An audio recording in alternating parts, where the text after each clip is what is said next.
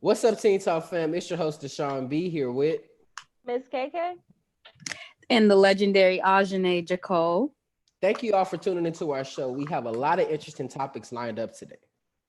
At any time during our show, you have a question or comment, DM us on Instagram at Teen Talk Vegas 881. Many of us has been in a situation at work that left us feeling disappointed at the end results.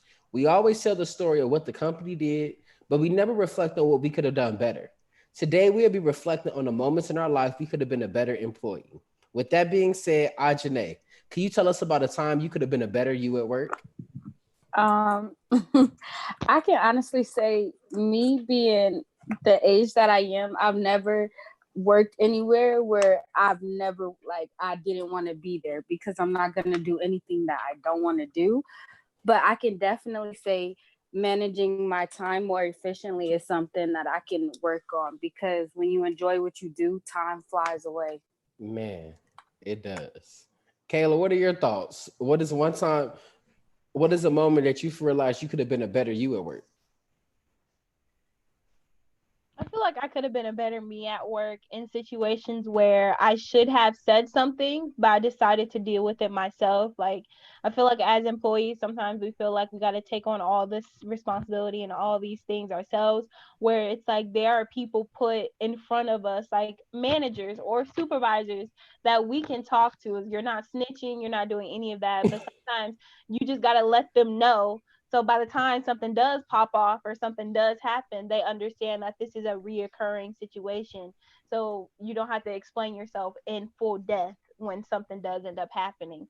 So just letting my manager know more stuff and not trying to be the star employee and like handle everything myself. I understand that. We all be trying to shine at work. Yeah. but,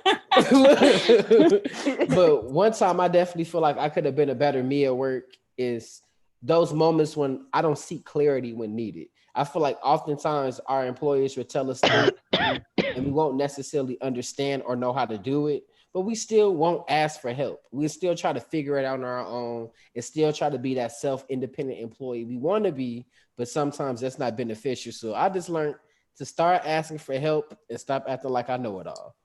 Yeah. That's a good I one. think that's good. That's good and bad, because even though it doesn't benefit, it does show that you have problem solving skills, because there are some Yeah. people in the world who act like they can't do nothing without anyone, and that's annoying. Man, I how feel you like cut this on? I feel like that's when it's like that balancing act at work that we all just have to kind of mess up on to end up realizing how to get it. Because there might be some times where you can just figure that out yourself, but then there's other times where you like, I just don't know. Like, I've tried, I've exhausted all of my resources, all Man, of my brain cells. I'm gonna need you to come in here and show me. because at this point I'm tired. Yeah, at this point. Okay. Well, Ajane, what was your first job? My first job was an internship at a radio station. Okay. And Kayla, what was your first job? My first job was working at, I want to say, Wet and Wild. I only Okay. worked there for like a month. Oh wait, no, I take that back. I used to work for my parents' soul food catering business, but because it was family and I enjoyed it, I really didn't consider it a job until they got on my nerves. But Because you said, I'm about to quit. It wasn't a job until you was ready to quit. But okay, how has your mindset changed since your first job, Kayla? My mindset has changed in what I required in a first job, or in a job, let me say. Like, my first job, I just wanted to get hired. I didn't care where it was. I just wanted the experience. I wanted to get my own paycheck. And now it's like I have my own requirements for my employers. Like, I want you guys to, adhere to my schedule. I Accommodate want the you. pay to be pretty reasonable. I want the distance to be enough for me. Like, now I actually have like standards. Before, had no standards. I just wanted a paycheck. Okay. And how about you, Ajane? I would say know your worth and add some tax, because and because you just got to know that whatever you do, wherever you go, whatever you bring to the table will be impactful, and it doesn't matter where you go. And if you know that about yourself, then there's a lot of things that you won't take and that you will take. And just to basically stand up for yourself, because sometimes when you let things slide, people continue to try you, and that's just unacceptable. Exactly. A closed mouth don't get fed, and those are the ones that get tried. What about you, Deshaun? What is your difference? And well, I'm gonna answer both the questions. My first job was working at Food for Less, so Oh, I didn't like working in the grocery store. I didn't like cleaning up after people. I used to get irritated when people would pick up some eggs and they sit it in the cereal aisle. Like, why didn't you put the That's eggs me. back? So my job was to put that stuff back. So just going into there, not knowing nothing about nothing, I thought good enough was good. yeah. You just go to work, just be good enough. So I felt like that was good. And just knowing exactly what actually goes into being promoted and getting the raises and the things that you want at work made me want to change the way I was presenting myself and the type of energy I was putting out there. Okay, I like that. Can you tell us about the time your previous employer tested you? Good, Kayla, I'm gonna get this one to you because Oh, that's the man. story. And Ajane, you next in queue. Listen, there are some stories, Deshaun. You know, there's some stories. My previous employer, one thing that I will say he did frequently there's two things that they did frequently that was like, you really trying me, and by the time I quit, they all knew not to do it no more. Number one is they would try to get me to work like overtime, specifically on like Saturdays or on my Sundays, where I say like I go to church on Sundays, I rest on Sundays, I do not work on Sundays. And he would continually be like, well, you can make more money, why don't you just do this, you can make money. And to me it felt like an insult, because I'm like, I don't need money that much. Like, I hope you really don't think I'm working like this because I need money from you that much. So it was a little Okay. insulting. And then the second thing they would do is like, and let me just let you guys know, I was an intern. So there's a lot of things that, there's a stigma around interns that you just do whatever people want, that they want from you. I wasn't that type of intern. So I would be on like my lunch break, and I remember I was eating my burger, and this one of my coworkers came up to me. He's like, "Can you go pick this up for me?" And I was just like, "I'm on my break. I'm eating lunch." Well, you have like 10 minutes and you could be there. Can you just finish eating in like minutes? And I was like, Hold on. That's a little "Sir?" disrespectful. That's my Like, time. Like I said, I'm And on so- my break. and they would see me give that look. You gotta just give that look instead of saying something. And it's like, why would you wait this long to tell me to do something? So those were the two things they tried me. Number one, try to offer me money so I can work on my off days, and I did not appreciate it. And number two, they would try to they would give me things last minute. I don't like getting things last minute, because then it pushes me to not go home at the right time. Exactly. So those were the things. How about you, Ajane? Because I know you was over there waiting for the first question. No, I could tell you something where I was tried as like a rookie move. Like, I created something, and then when someone asks like, who created this, the other person above me had took the credibility, and I said nothing. And I feel like that's why I feel like you just have to learn how to stand up for yourself. But then again, it played out for the best, because when the demand for what I created was in, I stepped back and I was like, oh, well, you did it, let me see you do it again. And then that's like, eventually the truth came out, you know what I'm saying? But it just kind of, sometimes you feel misunderstood and underappreciated when someone else takes credibility for your work.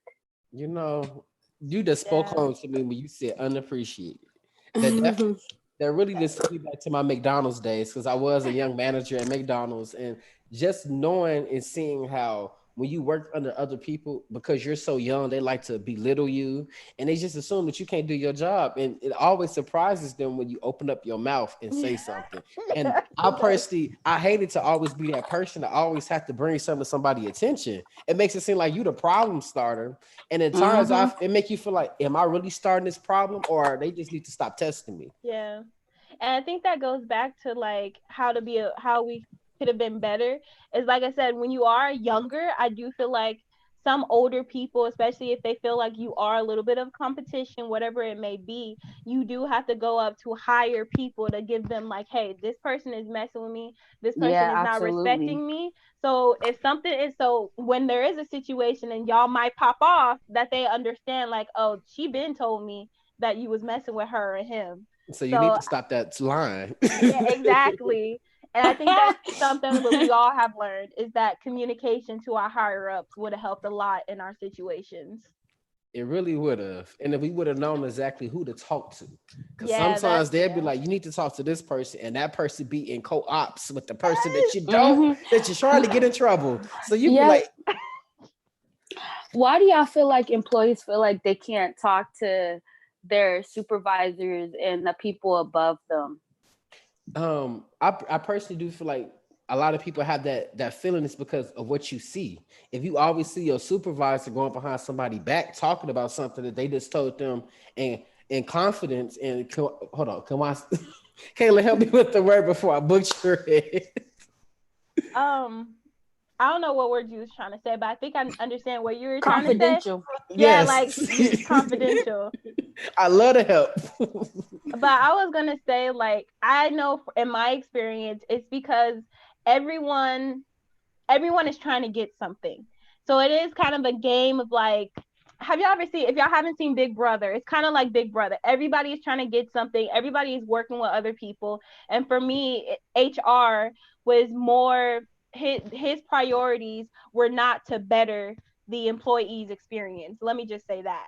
So when you start figuring out what these people represent and what they're like giving off, it gets hard to know who to go to, especially when your boss is not worried about you. They worried about how much money they're getting. And I think what Deshaun was trying to say is sometimes those people are friends, and sometimes they could just go behind your back and tell what you told them in confidence to somebody else, and all the lines just get blurred. And I love how you said that the company be so worried about making money. Recently I learned about KPIs, which KPIs are the key performance indicators. A lot of companies always put revenue before their people. So if their KPI is revenue, service, then people is pretty much last. So that is why they always put you last before the customers. They always put you last when it comes to the company. So it's really important to know exactly what do you want from a company to know if that company is a great fit for you. That research, you gotta do your research. Definitely. So Ajane, what is your ideal dream job? I don't have an ideal dream job, because to be working for the rest of my life doesn't seem like the ideal thing I want to be doing. But I can say my ideal career is something that I'm building on right now, that I'm working on right now. You know, never despise small beginnings. It would basically have to be something where I would wake up and I would wait and I would have to make money without doing anything first, because everyone loves that. And second, it would have to be to where I was still talking to people, being impactful and using my voice and spreading the word, because I feel like I can do that for the rest of my life because I love it. That's my ideal dream job. Okay. How about you? With some benefits. I've heard that. My ideal job would be, I really want to own my own company.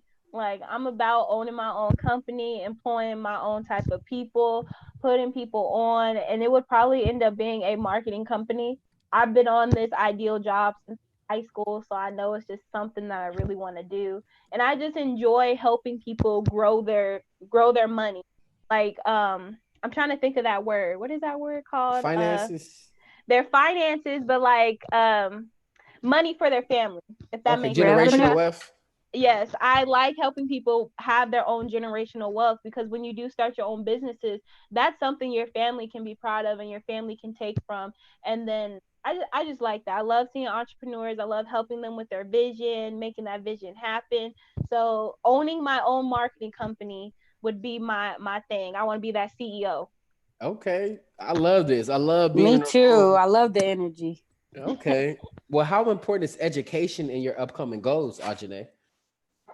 Education is very important. I would say more like knowledge, because anywhere I go, I just feel like you can always learn something and soak up knowledge. If you're not learning anything, then you really have to step back and ask yourself, is it really beneficial? What about you, Kayla?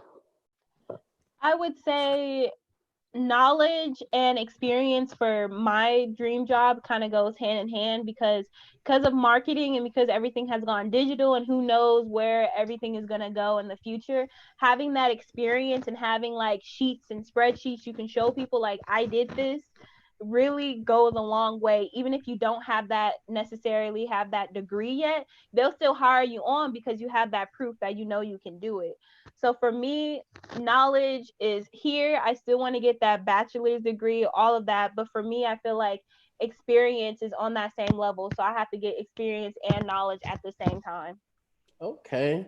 Well, I want to do something real quick before we have to go. Ajane, I would love for you to speak one thing into existence that you want to happen before 2020 ends. Oh shoot, y'all. Okay, come back to me. Come back to me. Kayla, let me know, what is one thing that you want to happen before 2020 ends? Okay. I want to have